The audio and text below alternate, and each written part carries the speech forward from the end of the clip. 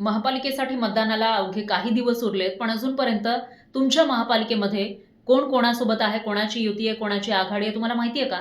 नसेल तर थोडंसं समजून घेण्याचा प्रयत्न करूयात. आज आपण नाशिकविषयी बोलणार आहोत.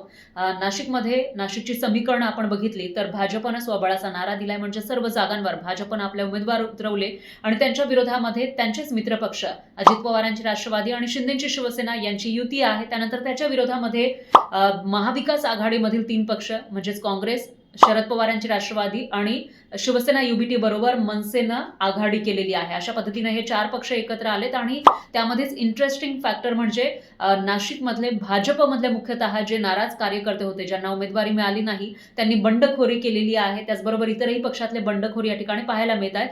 त्यामुळे इथं तिरंगी चौरंगी लढत होताना दिसतेय. अशामध्ये आता नाशिकच्या महापालिकेवर नेमका कोण झेंडा फडकवणार हा सवाल आहे. याविषयी तुम्हाला नेमकं काय वाटतं? कॉमेंटमध्ये नक्की कळवा.